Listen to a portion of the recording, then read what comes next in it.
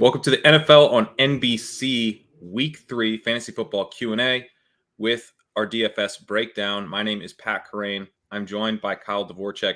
We did this show last week. It is going to go a little different than how we did it last week. Well, we've planned things. The thing is, last week we didn't plan anything, which didn't make it easy to do the show. And now we've actually thought about it. Yeah. Thought about it a little bit. So we're trying to do two things at once here. We're trying to have a conversation about the DFS slate. And we both play primarily on DraftKings, so that's what we're going to be talking about. I started playing on FanDuel this year, actually. Oh, sweet. Okay. I hate it. But we're also going to be answering your start sits. Now, we're not going to be answering your start sits off the top of the show. We're going to be answering them in two blocks. At 1:20 to 1:30, I'm going to fire through a bunch of start sits. So you can get them in the chat if you want, but just know we're not going to be looking at them for about 20 minutes. Then at the end of the show, we're going to do that again. At 1:50 to 2 to close the show, we're going to do another round of start sits. So get your start sits in if you want, or you could wait until, like 1:20, around right before 1:20 and fire them in then. Up to you. If you have DFS related questions, I'll pull those up as we go. So, Kyle, let's dive in. We're talking DFS to start here. And let me get your thoughts on the quarterback position to kick things off.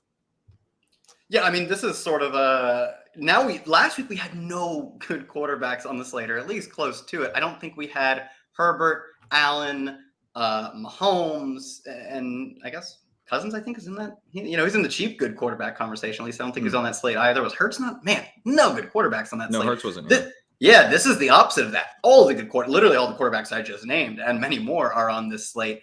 And I think really their ownership is just a product of your ability to build lineups with them because it is difficult to build a Josh Allen, Stephon Diggs lineup that doesn't either feature like all of the chalk running backs or none of the other good receivers you want to play. Like that's an expensive stack to make. If you want to make one-offs of the good stacks, well, go down and play Kirk Cousins or even Matthew Stafford for much cheaper. Those will be popular among the punt range just because they allow you to play the rest of the good plays you want. So to me, this is I think all the quarterbacks that will be popular are reasonably fine plays for the value they provide.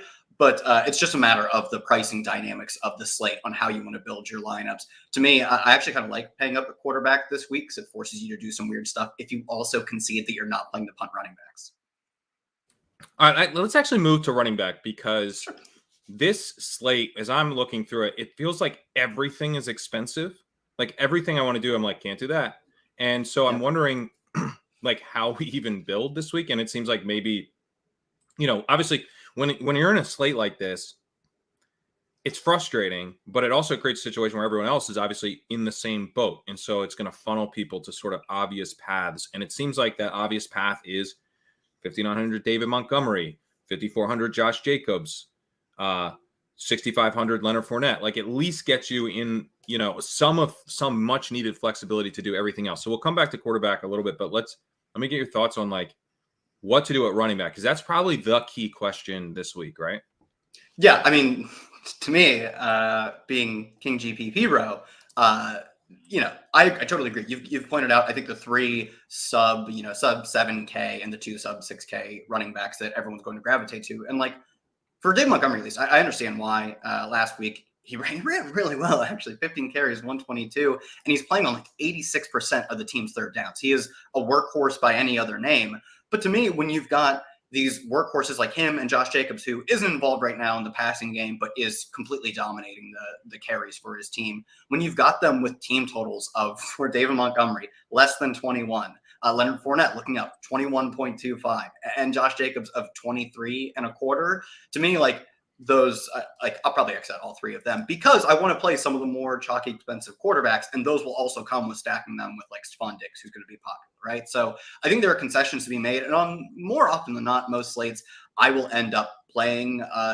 the obvious value running backs. I think those players generally have good value propositions in terms of like your lineups and the ROI of your lineups, not literally their points per dollar. But to me, when they have such low totals, they're on.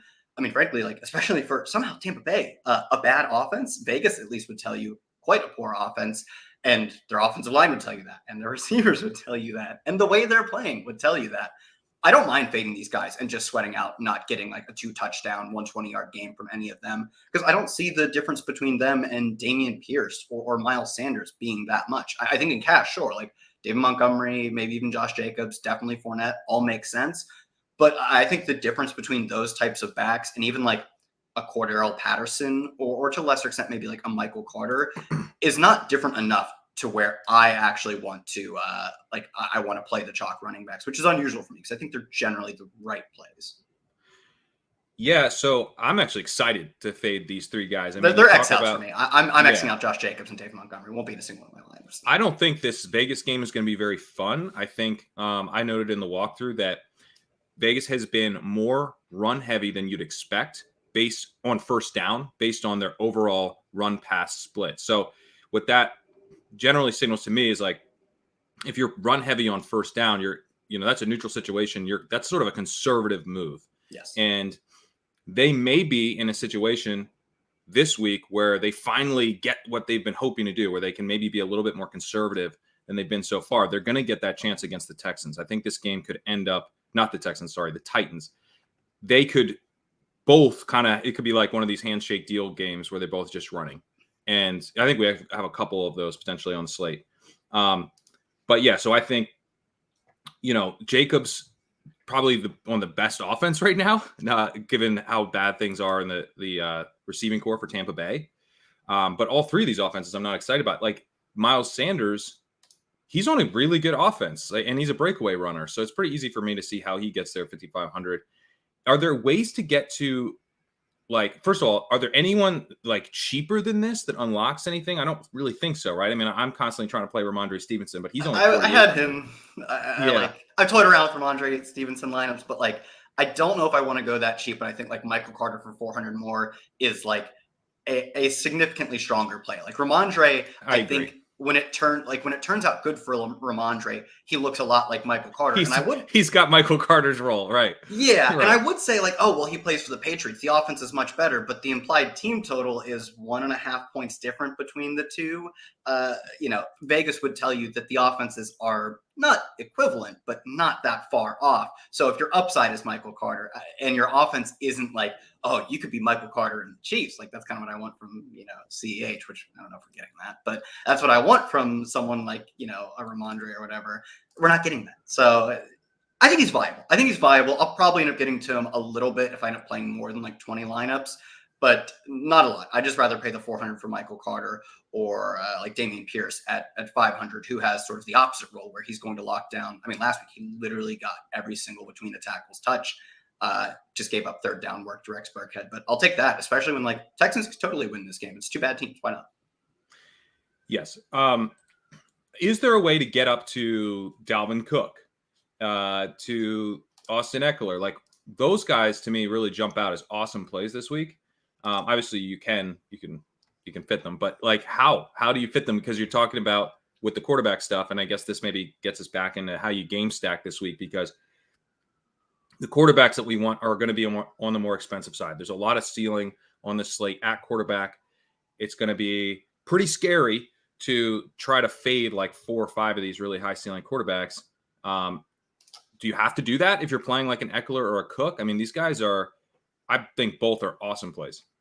Yeah, I think if you want to get up to one of them, you can't be playing Cooper Kupp, assuming you are playing. If the expensive quarterbacks in the slate are Hurts, Allen, Mahomes, Lamar Jackson, which that game looks ugly. I probably won't end up playing any Lamar. So if you want to play Hurts, Allen, Mahomes, and obviously you're stacking them with one of their top receivers, in Mahomes' case, the receiver is a tight end, you probably can't play Cooper Kupp. And Cooper Kupp is just the Cooper Kupp of last year, but maybe even better. It's unreal. We saw in the playoff stretch, his numbers got even better, and it looks like he's at that playoff level already. And now he gets to face an Arizona team that is just dreadful. I'd be afraid to fade him. So in the lineups where I want to get to a Mixon or a Dalvin Cook, to me, those are the lineups where you're looking down at quarterback specifically. And it's tough because I guess if you're playing Kirk Cousins, you're not going to Dalvin Cook. So that means you're probably playing Joe Mixon. But for the pay down options, you've got Burrow, Cousins, and Stafford as the sort of popular ones. Derek Carr, even cheaper. Again, this week, cheap, but I'm not interested in him. Yeah. If I'm paying down, I feel like I'm probably getting weird, and I'm going with a Trevor Lawrence in a game. The total's dropped, but it's still top 5 on the main slate, I believe. Actually, might be top 5 in the entire week versus LA. So, and he's got a clear number 1 stacking option, Christian Kirk, who is not expensive. So to me, and he also correlated that Austin Eckler move. So like a Trevor Lawrence potentially, Marcus Mariota versus a terrible defense. I don't want to be buying in on the Atlanta offense, but like it's another spot where if you stack Marcus Mariota, he's getting there passing wise one of two ways: Kyle Pitts or Drake London. You have no concerns that there's a third player coming in to steal that touchdown. Your correlation doesn't hit. So to me, if you want to play the Ecklers, the Joe Mixons and stuff, I would be doing that by playing a pretty weird contrarian quarterback, Jared Goff, another one that I think makes sense in the high-scoring game environment versus Minnesota. But on the side of that game, there will be less, I think, far less popular stack. I really like Joe Burrow this week. I think the Bengals are in a good spot. I mentioned this on a Rotoworld football show yesterday that I liked him a lot. But one thing I didn't talk about was that his time to throw is much quicker than it was last year. I wrote about this in the walkthrough. And his ADOT is way down from last year as well. Those are indications that, Burrow is getting the ball out quicker. I mean, he's literally getting the ball out quicker, and he's getting the ball out shorter. He is responding to the fact that they have had this really strong pass rush against them over the last couple of weeks. I think that, he, like I said on the show yesterday, he's going to take sacks, but I think that his ADOT could come up, his time to throw could lengthen, and maybe we get some shots downfield against a very poor Jets secondary. So I really like him. One thing, I don't really play like a 1 p.m. only type of lineups, like very often at all, but that at least gets Kupp out of there. So like maybe, you can do something with, like I don't know. What do you think about trying to do a Bengals thing so I don't have to worry about Kupp? So I can go like Bengals, one of these running backs, punt it like a wide receiver spot, punt it tight end. Yeah, you could do like would you, I don't know. I guess on 1 p.m. only when you're cutting off a lot of the good plays, like you could do Bengals double. And when I say double, I mean the two fun ones, Chase and Higgins. I'm doing small. I mean, I might go Bengals triple with Hurst. Yeah, I had on the tight end. I have right now one entry into the 4-4-4-4 on DK, and that's like the third lineup I'm looking at has Hurst in it at tight end. Especially when you're cutting out the other 1 p.m. games or the other 1 p.m. games, you can kind of afford to just spend a little excessively on the Bengals offense. And Michael Carter is like I think an awesome run back. So yeah, actually I said I'm interested in playing that in high stakes for sure. So it is something I'm definitely interested in. We saw last year the Jets gave up the highest rate of passing plays over 20 yards. And then we saw again, they did that exact same thing to Rashad Bateman, which was nice. So they don't seem like they've changed too much on defense. They're trying, but you can only do so much in one off season. So I like attacking them a lot. As a reminder to, if you're watching live here, we are answering start sit questions in another 6 minutes. So keep throwing those in. We'll fire through them. But yeah, want to just go through a couple more questions here on quarterback and running back before we get to that. I didn't hear you talk about Eckler. You mentioned that you really like Mixon and Cook. What are your thoughts on Eckler? This feels like maybe I'm, you can kind of get into trouble because I've like decided that this narrative of like, okay, Herbert's, he's nursing his ribs, he's going to check down, and that it might not go like that at all. But at the same time, Eckler is a great pass catcher. I also think people are afraid because Sony Michel got a goal line carry. He was on the field after a commercial break. So, they had all the time in the world to put Eckler out there in a goal line situation. It wasn't a rest situation. It was clearly a point. It wasn't a hurry up situation. It was a choice. They chose to have Michel out there. Yeah. But, I call the walkthrough. I was like, maybe this is a failed experiment, right? And to be honest, maybe it's not. Like maybe, but it could still be a Jamal Williams, DeAndre Swift situation where you expect, yes, Williams is going to get some of the goal line work, but not all. He's not dedicated. So I feel like maybe people are slightly overreacting to the Eckler goal line stuff. He was so good last year. Brandon Staley's slowly becoming less sharp, but he can't have lost all of it. So I don't know. Are you interested in him at all?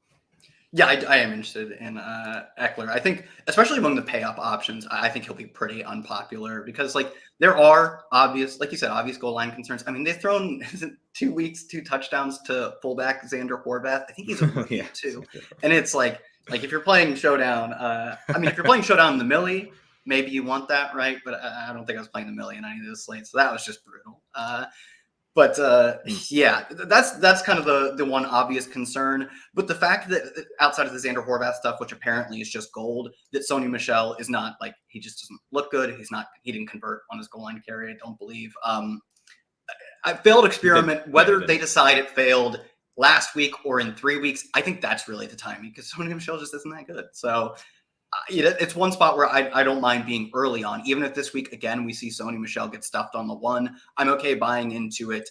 I'll buy into it again the next week at low ownership, right? If we come in and cards flip and he's 15%, I'd be like, well, this was a bad bet in hindsight. But until that happens, I think I'll end up being overweight on Eckler, because he won't be that popular. It doesn't take much to get overweight on him. And he's getting, like, the receiving role and the between the 20s rushing role is completely unchanged. Back-to-back weeks, 14 carries and 14 total targets in the past 2 weeks. So it's clear that he is every bit of Austin Eckler minus four plays across 2 games, right? Just a few goal line plays that maybe strategically they thought they had an advantage there, and it's clear they didn't.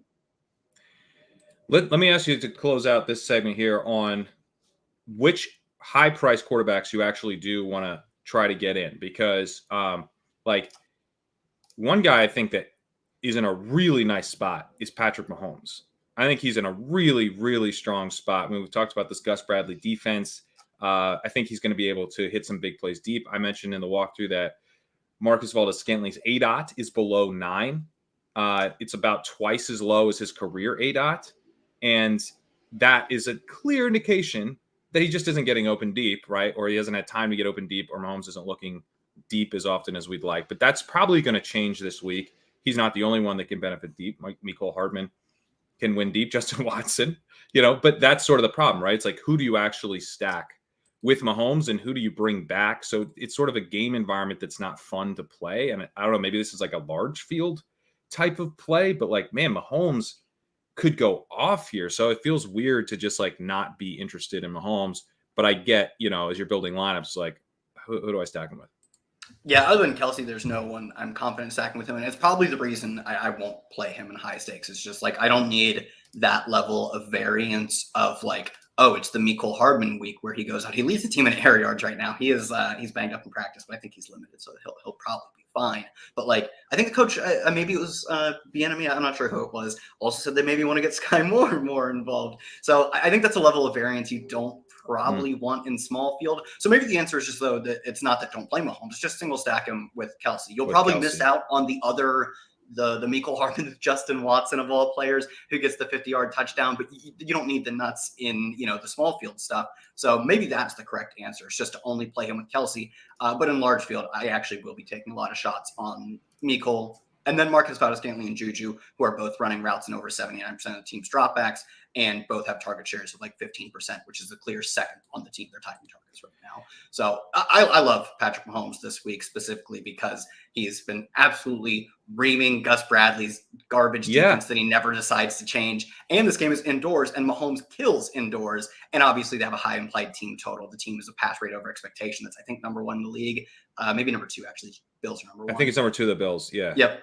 So he looks like he's just in an absolute smash spot. There's just more uncertainty than there is with Josh Allen, who's always in a smash spot. But it's Diggs, Gabe Davis, who's healthy. Yeah, or not much who else. to stack him with. It's easier to stack, which is probably why I'll go there in the higher stakes. But in my large field, I think I'm going to play a ton of Mahomes. Yeah, and I would say, like, I think even in small field, I've been intrigued by MVS, and it maybe he's just bad, and he's just not going to click with Mahomes. But if you're not familiar with this, for the listeners, if you're not familiar with the kind of the Gus Bradley stuff, he plays cover 3, calls cover 3 defense, and, kind of doesn't have the 2 high safeties that, kind of. And he never doesn't play cover 3. He always plays it. He loves it. And the Colts lead the league this year in cover 3 because it's like, okay, well, it is Gus Bradley, but are they really going to do the same thing they did? And no, they're still running the exact same defense. So it really is like, imagine if he was going against the Raiders, and how excited we get for Mahomes against the Raiders. It's that against a Colts team that looks lost. So it could be really fun. All right, let's get to your questions. Let's get to some start sit questions here. All right. I'm going to scroll back up to the beginning. 1 to bench. Brandon Cooks, Gabe Davis, or Michael Thomas? Thomas. Gabe Davis. Oh. I mean, Davis is banged up. So I don't care. Look, injuries. All right, you're rolling with him. All right, Raymond's here to fight about Traylon Burks. You lost, Ray. Yeah. You lost. You wrote him off before he played a snap. You show up to a fight that's already rung the bell. Good luck. All right, Dubs or Duvernay for waiver pickups? Dubs. Dubs. What's up, Clay? Timothy says I have both CJ Uzama and Tyler Conklin. Play the guy the Jets like, Conklin. Yeah. Uzoma played like half the snaps in week 1. I don't think he saw a target. Like he's just a blocker for this team. David Montgomery or Christian Kirk. Gabe Davis or Sutton, Henderson or Jake. Okay, so we got 3 questions in one here. Sutton over Gabe, I think. Yes. Kirk over Demont. Jeff Wilson over Henderson. I disagree on Demont. I agree with the other ones. Wow, you're playing Demont over Kirk? You know what? He's a lock in cash to bring it back to DFS. Like his role is so good, and he's somehow the answer is they play Houston. The Bears are favored this week, and he's a favored running back with like fine. McCaffrey right. and roll. You're right. No more. Okay, let's Ronald Jones or Murphy at running back 2. Murphy, he'll be active this week. Murphy. Did you see Murphy Allen on the Robinson. Allen Robinson or Hollywood 0.5 PPR. Hollywood? Right? I don't know. It's Hollywood. I think so. Yeah, Robinson is poor man's Adam Thielen, as I said yesterday. Hollywood's fancy Damiere Byrd. Yeah, I'll take fancy Damiere Byrd. I took him too, man. They just like, that offense is egregious, man. It's so bad. All right, James Conner or Courtland Sutton as flex. Conner looking like kind of a game time decision, right? They called him a game time decision, but I think he's been limited practicing. And the early reports that it looked like he was going to play, but it doesn't matter to me. I would take Sutton over. Me too. Yeah. Have a great weekend, BT. Thank you. Is Wentz a good start this week? I got Prescott hurt. Yeah, he's fine. I talked about in the walkthrough that I think this whole passing game is kind of built on the very unstable foundation of Wentz having played better than we thought. But maybe he keeps doing that. And he does have 3 guys, that are all pretty solid at wide receivers. So I don't know. I guess it depends on what your other options are. Like I'd rather play like Mariota, I think. Yeah, I agree. I think Mariota's been like a top streaming option for me for the past 2 weeks. But I think Wentz is probably in the second tier of streamers. Like he's there with like Jared Goff or something. Yeah. All right. I traded Chubb, Keenan Allen, and Mike Williams for DeAndre Swift, Kittle, and Deontay Johnson, who won. I don't know, man. I hope you had a good time with the trade. Shepard or Ramondre in flex PPR. God, I think flex. Do it. PPR. Say it. I mean, I'm going to play Ramondre. If you played Shepard, though, I don't think you're crazy. He's the only Giants guy who's getting like actual routes and getting targets on them. I'll take Ramondre just because I'm fun, though. I don't honestly, if you told me your PPR projections had Shepard like 2 or 3 points ahead of Ramondre, I'd be like, yeah, that checks out. But I'm too cool not to play Ramondre and take my 3.5 points with pride. Me too. All right. Where's Denny? I believe he's reading Karl Marx. One to the bench. What time is it? It's 1:30. Oh yeah. Oh, we already got this one. You don't got to throw it in twice. Bench Gabe Davis says wrist froze to the question previously. So we win, Kyle. You've been outvoted. All right. Is Raheem Mostert a better start than Damian Harris? No. Yeah. I just think the matchup. It's so tough. Like they're going to be behind early and often against like a true murder squad like Buffalo Bills team. And they've shown very clearly that they love to pass the football, which is so sick. But it's not good for the running backs. All right, Gabe Davis for ETN. Should I do it? Who do you want, Gabe Davis or ETN? Gabe Davis. Yeah, I want Gabe Davis. Thoughts on Connor? They just said we talked a little bit about him.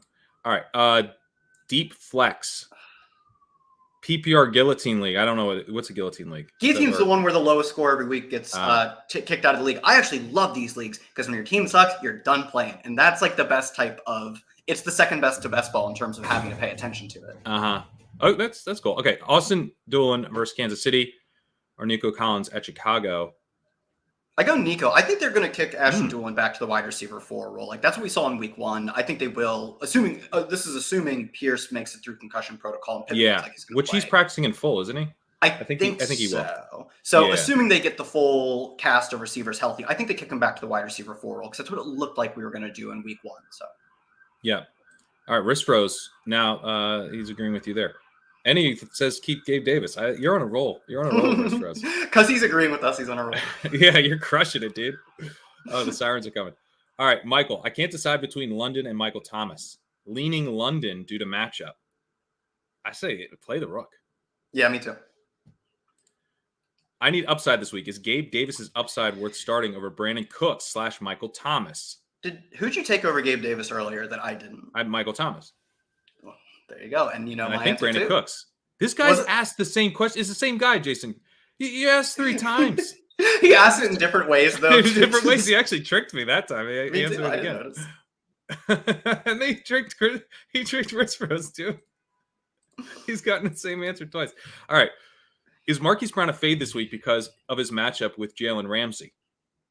And if so, would you start Allen Robinson or Darrell Henderson? I think Marquise Brown is generally a fade because of his matchup with Cliff Kingsbury. But not this week because your options I don't love. Yeah, that's my answer. Yeah, I agree. Stick with Marquise. All right.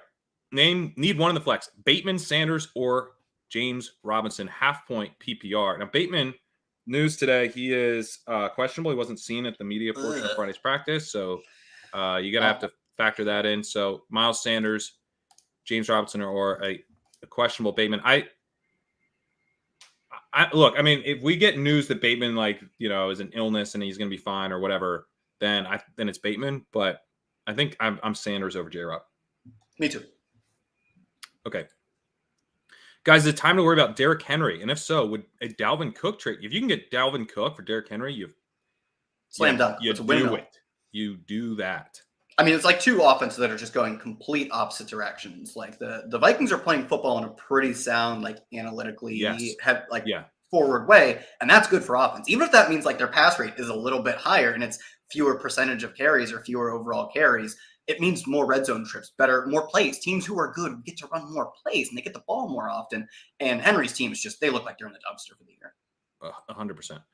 Shepard, Elijah Moore, or Burks? See, Ray? The people are dying to play Burks. Burks. Wow, okay. Burks the Elijah the answer is actually more. I thought about Elijah Moore, but Garrett Wilson looks like that dude. Oh, he really does, doesn't he? It's going to be fun. I'd be fine with Moore, though. It doesn't matter either way. Yeah. I'll say more. I'll vote more. Okay. And that's probably the right thing to do.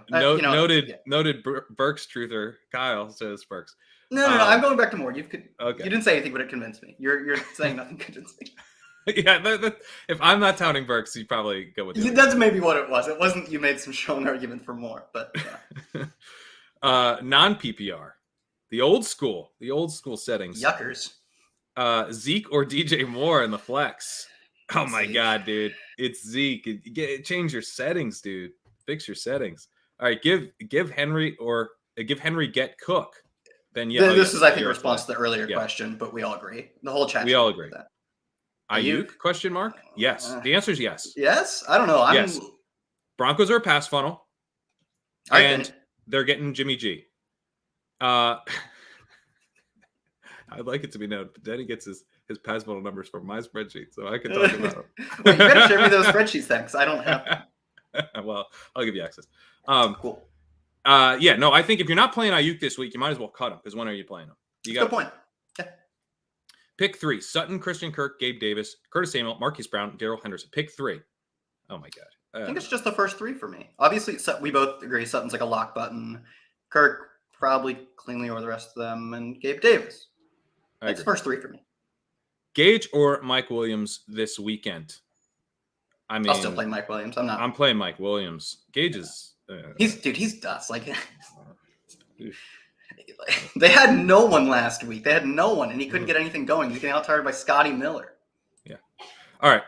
I think this is in regards to the other. Oh, yeah. Easy.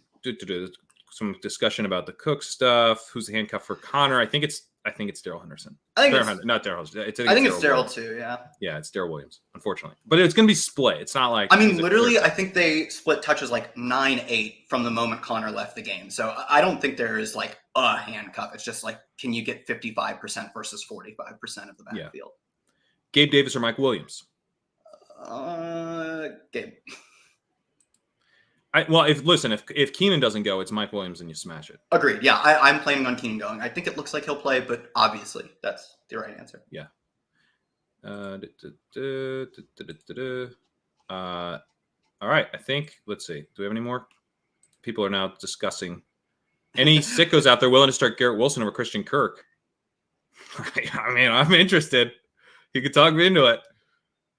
I think I'm still taking Kirk. But like it's totally, it's not even a sicko question, a totally reasonable question. Totally reasonable. Yeah. The thing with Garrett Wilson, he was already a 75% route rate last week. Now that is a little bit low to be getting a guy into your starting lineup, but we wouldn't project that he'll be at exactly that rate. I mean, he just went off. He's like crushing. So, I mean, this isn't lost on the Jets, right? I would imagine he's up to like 80, maybe even like 85% of the routes. That's maybe a little too bullish, but he'll get a boost in how much he's out there, most likely. And now you're talking about a guy who's drawing targets at an extreme rate. He's getting open at will. Flacco loves him. So I don't think it's as crazy as it might feel to already get him in your lineup. Bateman DMP for personal reasons. Okay. You're muted. I don't know. I haven't seen this on Twitter yet, but also I'm doing the show. I'm trying not to be on Twitter. Thanks for bringing this up. It looks like we're chat. No concerns for Bateman this week. I mean, assuming like there's the personal reason doesn't persist. So that would be Bateman in that earlier question, if you're still around. Yes. Tua or Mariota? Tua. I don't know, man. I'm a little scared of the Buffalo defense. I am too, but like I think there are just so many outs to him throwing 65 passes, even if he throws 3 interceptions. I think of Mariota. All right, let's go London or Marquise Brown. London. He's earned it. Put him in. Juju or Hollywood? Juju, and for the next one, Jeff Wilson. Yeah, Jeff Wilson or Tony Pollard. Jeff Wilson, agreed. I think I might be. No, I'll go Juju. But he's gonna have a bad game. But you got to put him in because Mahomes is going to go off. Like, he's going to go off. So you have to put him in.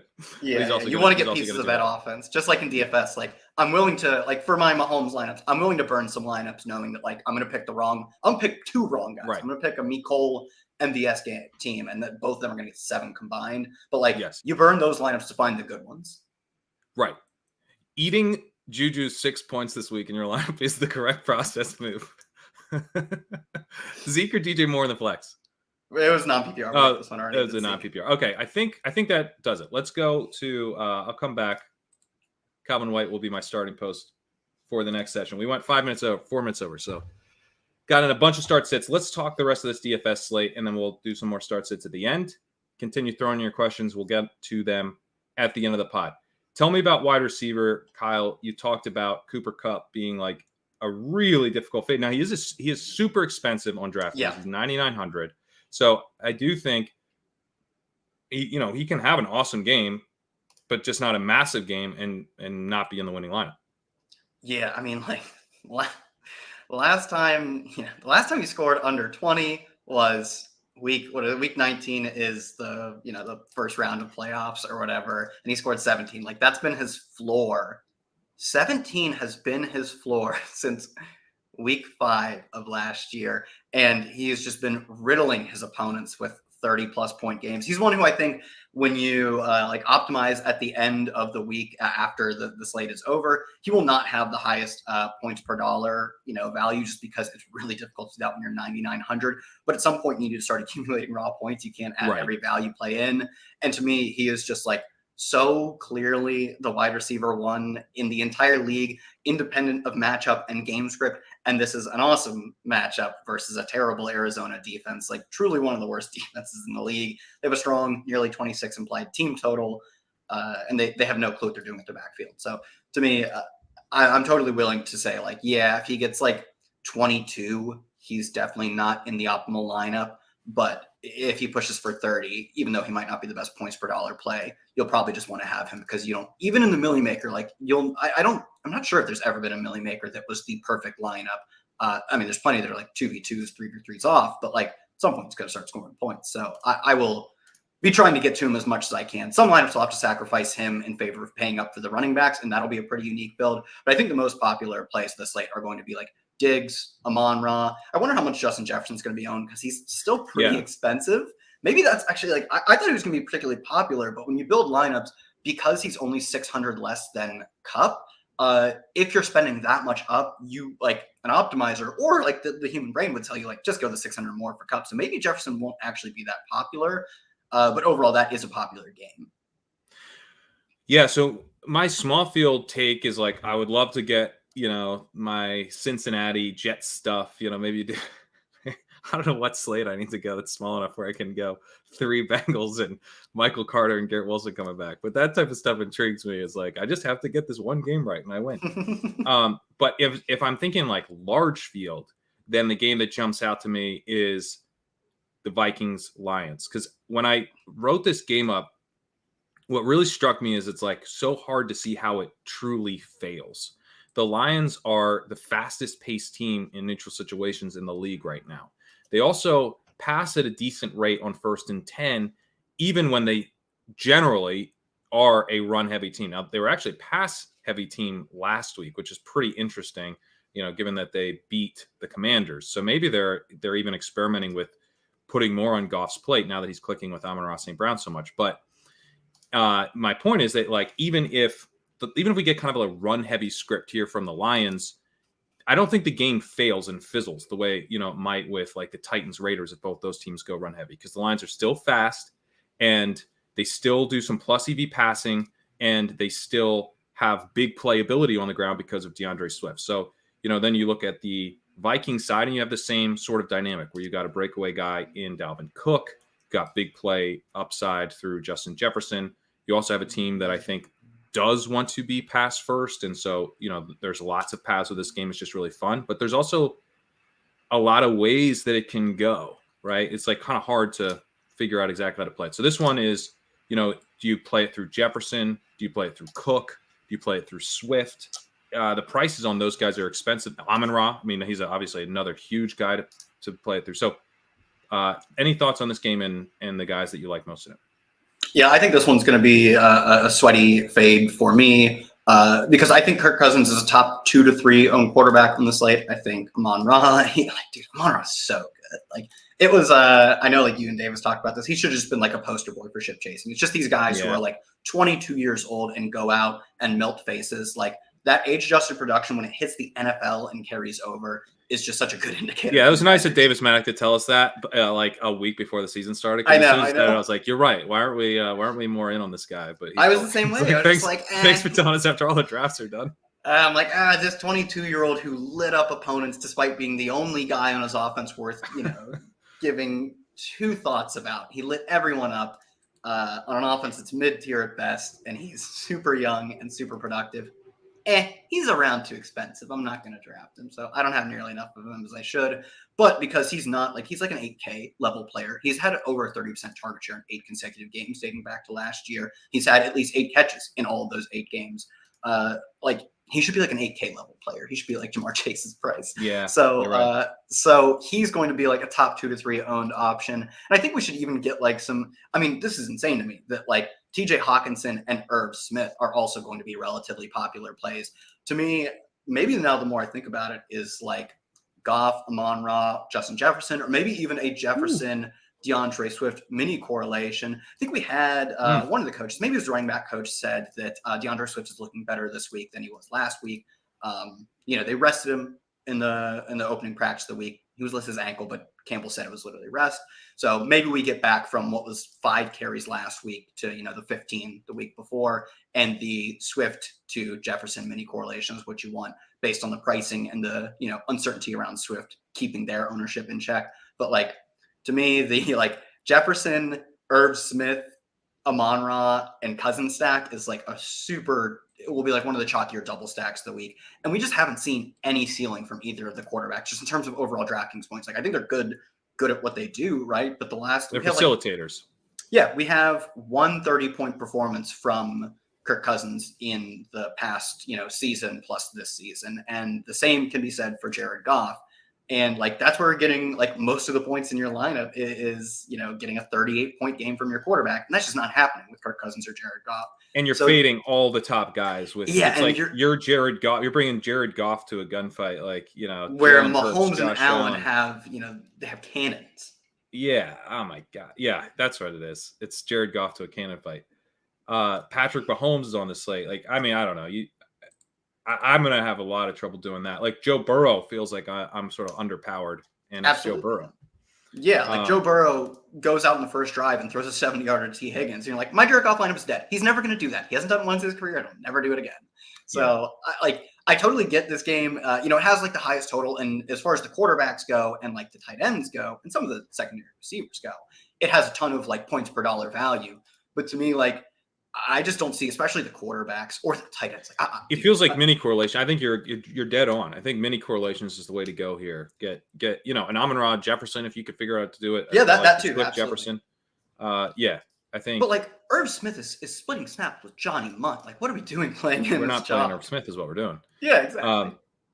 All right, anybody else we need salary relief. Who's the values here that's gonna open up things in the rest of our lineup? Washington receivers. I mean, they're not like stone cheap, but Curtis Samuel has 20 targets and 5 carries through 2 games, over 20 points in both. I don't love him because he has like a 3.1 ADOT, but he's not going to be dumb chalk. Jacoby Myers has had a strong role in back-to-back weeks. I believe he's led the team in targets in both weeks.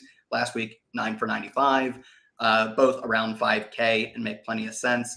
I mean, this is another thing that's really good about the Chiefs is they're cheap. Like your probability of getting it wrong, it's stronger than getting it wrong with, the target share of Jacoby Myers or the target share of Curtis Samuel.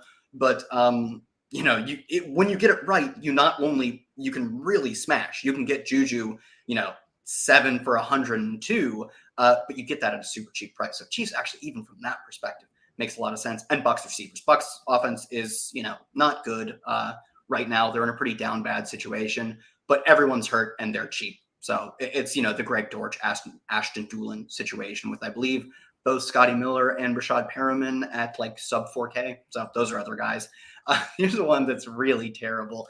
Ben Skowronek, or however you say his name, has been running just like all of the routes. He's been running a lot of routes. He's got 9 targets in back-to-back weeks. Like he gets in the end zone once at 3,400, and I don't hate him. I was out until you said 3,400, and now I'm very much in. Yeah, savings is tough this week. There aren't like, they've been pricing up our delicious Greg Dortches and Ashton Doolin. Greg Dortch is only 4,300, but when it was more fun when he was 3,500, right? Or 3,000. So, well, I mean, the price of Garrett Wilson to 5,400 and Elijah Moore is already he's down to 5K. What do you think about Elijah Moore? I mean, he's less expensive than Wilson now. So, you are at least getting the discount on the clear alpha. That's actually, that would be a really good run back for your Bengals onslaughts too. Yeah, but I only want to play Garrett Wilson. So what do I got to ruin the whole joy of what I'm doing just to be smart? Make 2 of those lineups. Make the same lineup twice. Yeah, you're right. But then just play Elijah Moore in one of them because no one's going to be playing Elijah Moore. And I love Garrett Wilson, right? But our sample on him being the team's clear number 1 receiver is not large, right? We've learned something from the first 2 weeks, but we have not made any concrete decisions. It couldn't possibly be large.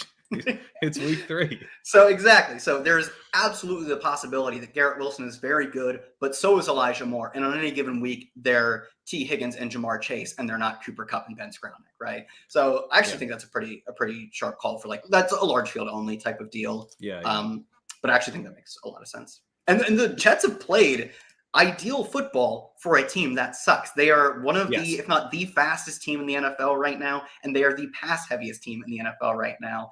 They're letting Joe Flacco throw 50 times a game whenever they're losing. So as far as run backs go, I'm not playing Joe Flacco, but I am totally fine with any of their pieces as run backs or just one-offs because they get a lot of plays, and especially on DraftKings, simply getting a lot of plays is very useful. 100%. All right, let's talk tight end here before we answer some more questions. Like you said, Irv Smith's going to be chalky. I mean, delighted to fade that. This slate is fun because all the plays that are going to be popular, I don't want to play, but then there's also like no clear other way to go. if you fade the chalk, like, because you need that chalk to fit anyone into your lineup. But yeah, I do the think fades are easy. It's the plays that are hard. it's the plays that are hard, but that's kind of a fun setup. Yeah. It's a fun puzzle to try to put together. Irv Smith at 3,100. I mean, just, it's kind of an easy click, but it's also an easy fade. He's not running all the routes, splitting with Johnny Munt. You said TJ Hawkinson's going to be chalky. Not interested in that. It looks like maybe Tyler Higbee will be as well. Anyone else that you're interested in at tight end? What about Juwan Johnson? He's 2,900. I feel like we've now seen 2 weeks where we know this role does exist. He's running enough routes. He was at 70%, I believe, last week, about 80% the week before. So that's pretty solid. I wish he was at 80% 2 weeks in a row, but he's also seeing targets at a decent rate. He gets downfield. His ADOT is above 10. He's one of these tight ends that can actually stretch the seam. He's not just a little Austin Hooper underneath only type of guy. So I don't know. He's super cheap. He's cheaper than the chalk tight end. What do you think? Yeah, I like Juwan Johnson a lot. He's one player who, in my high stakes, I have him kind of plugged in right now as the filler over the Irv Smith types. Like you said, he's playing receiver. He's a former college receiver. He outproduced Mike Gesicki when they're both at Penn State. Probably because he's playing receiver. Mike Gesicki's playing tight end. Not impressive. Hey, no. Mike Gesicki used to be good. There was a time when Mike Gesicki runs around. That's all he does. He runs around fast. He zoomed. The thing is, Mike Gesicki has the zoomies. But so does Juwan Johnson. Like you said, 10 plus ADOT for a guy running 7% routes. He is just a legit receiver, right? At least in the way he's being used and his ADOT and his overall route rate. At 2,900, I love that sort of volatility from a cheap tight end. Usually to pay up for that kind of volatility at tight end. So I think that makes so much sense. Hayden Hurst, we already talked on. He's just running a lot of routes. He's got 15 targets on a team that we expect to, kind of pass and decimate, frankly, the Jets. So I like that one just as a cheap way to maybe find a guy who falls into the end zone. His odds of falling into the end zone can't be any different than Irv Smith's, right? He's going to play more snaps and run more routes than Irv Smith, I assume. So I like Hayden Hurst as like a pivot over that. The interesting thing is Mark Andrews versus Travis Kelce on DraftKings. The pricing is just way, way off. It's 7,900 for Kelce and 6,900 for Andrews. Like, if you're paying up, the value plays obviously Andrews, but that game should suck. Like, it's like, I think that game is going to suck. Yeah. The team favored has a 23 implied team total, whereas Kelce has almost a 28 implied team total. He's more expensive, but his role isn't incredibly dissimilar from Andrews. Andrews, I believe, leads the NFL in air yard share and target share for tight ends. But it's not like Kelce, is a committee player, just one of these average tight ends. He'll probably end up the year at number 2 in both metrics. And his air yards are up year over year as well. So to me, I pay all the way up. I think going up to him over Andrews makes sense. I probably won't play much of Andrews this week just because the game looks pretty miserable. Is Kylan Granson a thing? I see him as a potential value play. No? Okay, cool. All right. I was just curious. No, he's running about half the routes. He's not a thing. I hadn't looked into that, but yes, I guess that's he could catch a touchdown. I don't think it's, if you're doing it as part of a correlated thing with the Chiefs, I guess. But that's why I was coming at it from. You're not playing Travis Kelce, which to me is like Mahomes to Kelsey's like the whole appeal there. So yeah, that's right. You'd have to go like double tight end or something. I don't think going double tight end with Granson is the move. I think Andrews, I agree.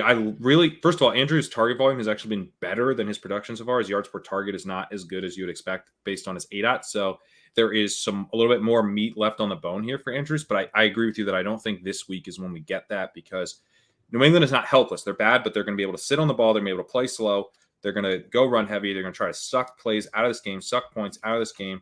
And I don't think that the Colts are even like capable of doing that right now. Maybe they are with Jonathan Taylor, but I also, Jonathan Taylor can hit big plays. So maybe if they go run heavy, it gets a little fun, gets a little higher scoring. So one thing, does the Colts offense worry about, assuming Michael Pittman's back, he looks perfectly fine. Like he was getting limited practices early in the week. He should be fine. Does how bad the offense is worry you that he can't repeat like the week 1 theatrics we saw? Because he's an out. Like he looks like one of the true like wide receiver ones on his team. I'm not too concerned, but man, this offense is bad. It doesn't. He's just so good that I feel like, I'm not going to freak out yet. Like I think if we had another couple weeks of this, then you'd be like, yeah, it's not happening. The offense, and also the worst we saw the offense was obviously without Michael Pittman, getting him back, and without Alec Pierce, who is a field stretcher. That it's like just because he's not going to get a ton of targets doesn't mean he's not adding value to that. Helps to have him over Michael Strachan or Strachan. It sure Strawn. Yeah. Strawn? Sure Is that how you say that? Yeah, you pronounce it Strawn. Yeah. Interesting. All right, let's get back to the questions here. All right, we're going to close this out in about 10 minutes, but we'll just fire off some start sits. We'll rip them. All right, full PPR. Start one, Zeke, Samuel, or Miles Sanders. So it's full PPR, so we can say, get Zeke out of here. What are you doing? Miles Sanders. Yep. Henderson or Elijah Moore, half PPR. Elijah Moore for me, too. I have Connor. That looks to be a game time decision. Williams already taken. Would you play Jamal Williams or pick up Eno Benjamin? I think I'm sitting on Connor. Me too. Here? I pick up Eno and then make the decision. You get the out for Connor. I'd rather play Jamal over Eno, but it's not that big of a difference. It's a very very small difference. Are we playing Tua over Herbert this week? No, we are not. Not that far. I chose Tua. I chose Tua over Marcus Mariota. I'm not taking him over Herbert. Garrett Wilson, Drake London, or Adam Thielen for flex, half PPR. So I'm actually in this situation where it's Garrett Wilson, Drake London, or Bateman. And I think my vote's going to be Wilson. I'm so excited for Wilson. I'll go London here. London? Yeah. Yeah. You're London over Wilson this week? Yeah. Because why? I don't know. I am a little more suspect of Garrett Wilson's dominance of his team targets versus Elijah Moore and Corey Davis and the running backs who have been getting targets versus Drake London, who has just Kyle Pitts the team doesn't even care to use for whatever unknown reason. I think his target share, I'd comfortably project over I think the error bands around his target share are just so tight. He is so clearly his team's won. And I'm just worried that Elijah Moore I'm definitely pushing back on so clearly his team's won. Kyle Pitts did run one more route than him last week. Obviously, the target share has been heavily to London, but things bounce around, man. It's Kyle Pitts. He had 1,000 yards last year as a rookie. He's still good. He's still good. I also think the third, fourth, and fifth receivers for them, receivers being anyone who can catch passes, are heavily suspect. And they're not using no kidding, they're not using Cordell Patterson as the fun way. Of course, Arthur Smith would never do that. He's not playing anything at wide receiver, despite them desperately needing a second one. So there are two guys to compete with, where there are lots of guys to compete with in New York. That's fair. All right. Chiefs defense or Bears? Some defense questions here. I think the Chiefs, right? Yeah, I like the way that sets up for it being poor Matt Ryan is forced to drop back 50 times, 5 of which are sacks and 3 of which are interceptions. That's not going to go well for old Matty Ice. Yep. Start Dawson Knox or Irv Smith? I think you got to start Dawson Knox for the touchdown upside, but I will note he's pass blocking a lot, Kyle. His route rate is down to 60%. He's never learned how to pass block if you're a tight end. If you want to get a paycheck down the road, do not do it. Don't do it. Just say, when you miss the block, say, I should have been running a route. You should have had me running a route. All right, I need an RB2, Dobbins, Akers, Hall for me. I think so too. Yeah. He's not going to play as many snaps as you want, but he just looks really good. So I'm just. They've been using him on routes and targets too. It's not like Michael Carter is their third down pack. They just I haven't watched the games yet. I assume they just rotate drives and throw a lot, which means both catch passes. It's exactly right. Wentz, Higgins, and Dobbins. We're not going to do would you have made that trade question. You already did it, man. Congrats. As a Bills fan, I think you guys are buying way too much into beating the bottom 5 team last week in a Rams defense. Okay, yeah, you're right. So that's actually fair. The Bills have a bunch of injuries this week. So are we overrating their defense given that they beat up on the Titans and the Rams? Now, I will say, Bills fan, take some joy in the fact that you literally orchestrated Malik Willis's debut. Matthew Stafford looked absolutely atrocious after winning the Super Bowl. I think maybe the Bills defense does deserve some credit. They're last in the league in blitz rate, and they're still getting pressure on the quarterback at an extremely high rate. So this is they have a top 5 or 6 pressure rate, I think, literally blitzing. Not blitzing at all. They're just beating their opponents man on man at an insane rate, which just blows my mind. They're just that talented. Also, I've read some stuff about their scheme being really unique as well, but that's not something you can just fix overnight if you're an opposing team. And like you said, the Titans one doesn't count for much, but they also murdered the Titans. I mean, are you worried about the injuries? Not a ton. But the thing is, I'm also, like I said, too, it was a fine start. So he's not my favorite start, but I think for me, the Dolphins, the allure isn't that they'll be efficient in this game. It's simply that they play football in like a really smart way through 2 weeks, but they're one of the highest pass rate teams. And when that team falls behind, which they probably will in this game, it should be just a passing bonanza. Yeah. All right. I'll change my answer to Tua, though. It's a fair point, How brave. Chad. Okay. Patriots D or Packers D? These D questions, man. Packers? Yeah, we'll say Bucks Packers. look like garb. Garrett Wilson or Marquise Brown? Garrett Wilson. Garrett Wilson. DK DJ, Terry McLaurin, sit one. DK. Yeah, I think it's DK. Yeah, Geno Smith has the lowest ADOT in the league. 4 quarterbacks have an ADOT twice as deep as Geno Smith. That's my favorite stat of the week. I stole that stat for last night. I did a Q&A last night. I stole it. So I just like credit you for that now. It's a good one. DJ Moore or Tony Pollard for your flex. DJ Moore. Got to be DJ Moore.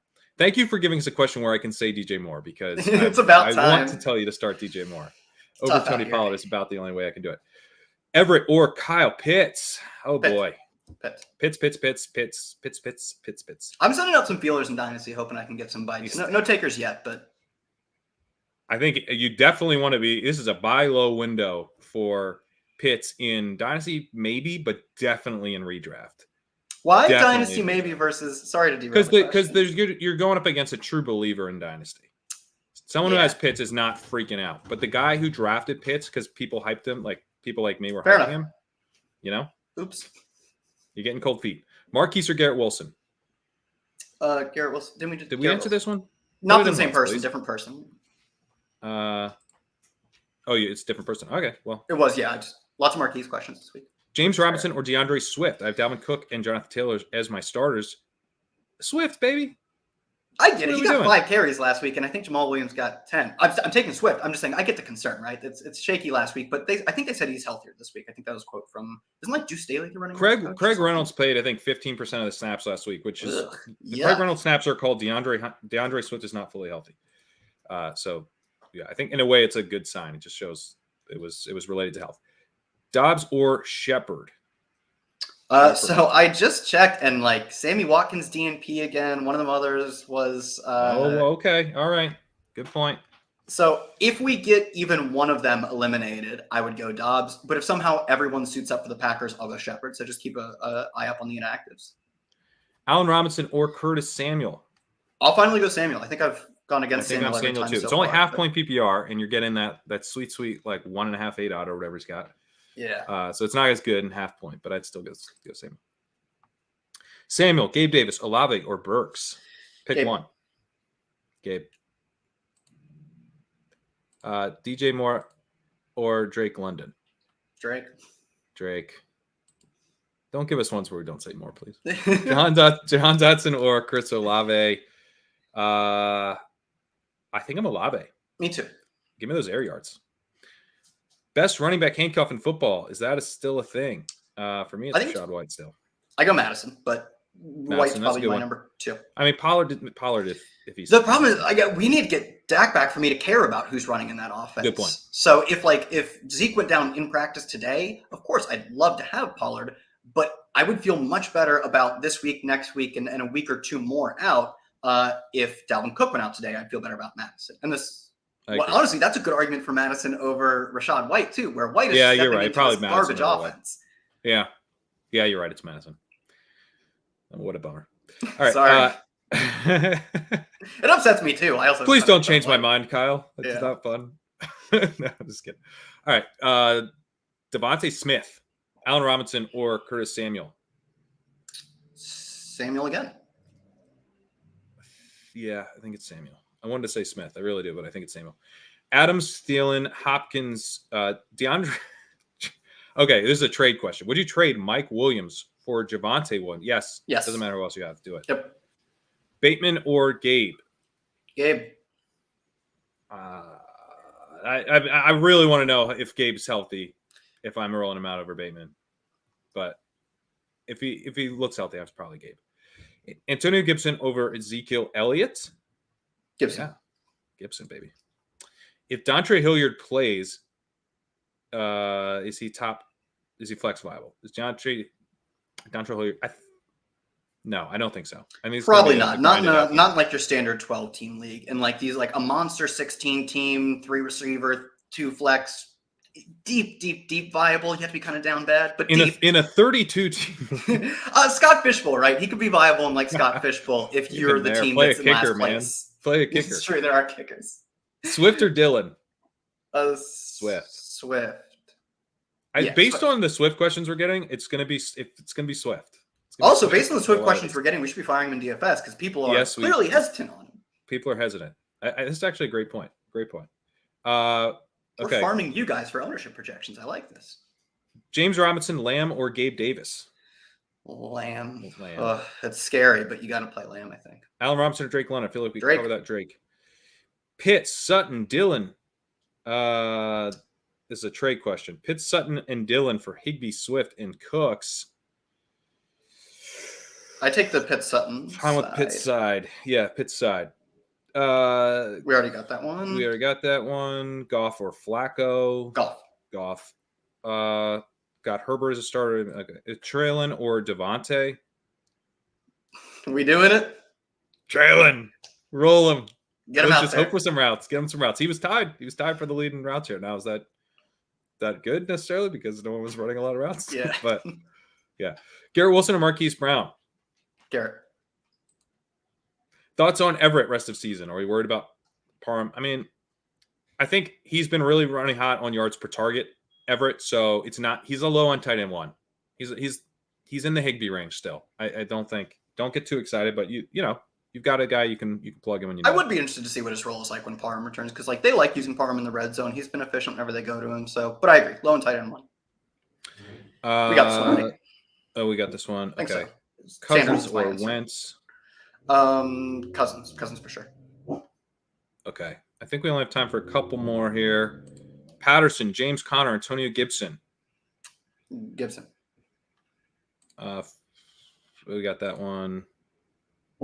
Swift or Edwards-Helaire? Swift. Man, we got to fire Swift in DFS this I season. know. Henderson, Breece Hall, Lockett, Mooney, or Lazard? I think it's like Breece Hall. Murph is pissed. He doesn't like this question. I don't like this question either. I think it's Breece Hall, but like you could convince me that Lockett with Geno Smith's terrible ADOT in a game that should be close, like has some juice. But I guess it's Breece Hall. I think it's Lockett. He has a high air yard share, so if they ever throw at all, then all right, Lockett then. I'm in. Okay. Miles Sanders, Aaron Jones, or Gabe? I think Aaron, right? Yeah. All right. I think Murphy's decided the show is over. The show's over because Murphy's going nuts. He's like, love me, Dad, please. Kyle, you sign off. All right, guys. Thanks for tuning in. We'll do this every week at same time, same place. 20 minutes of DFS, 10 to answer your questions. Repeat until 2:00. So check out Kerrane's walkthrough. Check out my DFS preview that just dropped, and we'll see you guys next week.